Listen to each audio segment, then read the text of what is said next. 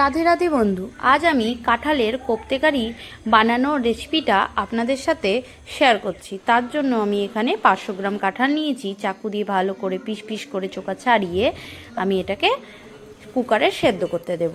তারপর পেঁয়াজ, কাঁচা লঙ্কা, আদা, তাতে গোটা গরম মশলা, জিরে দিয়ে ভালো করে মিহি পেস্ট করে নেব।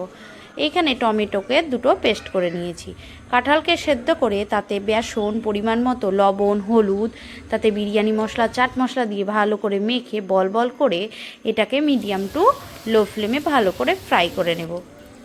ফ্রাই করা হয়ে গেছে। কড়াইয়ে অল্প তেল দিয়ে তাতে জিরে, শুকনো লঙ্কা, তেজপাতা, ফোড়ন দিয়ে পেস্ট করে রাখা মশলাটা দিয়ে পরিমাণ মতো লবণ, হলুদ আর টমেটো পেস্টটাকে দিয়ে ভালো করে কষিয়ে নেব।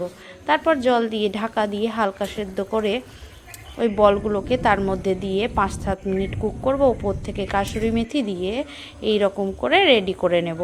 এই রকম করে বানিয়ে একবার খেয়ে দেখুন আর অবশ্যই কমেন্ট করে জানাবেন কেমন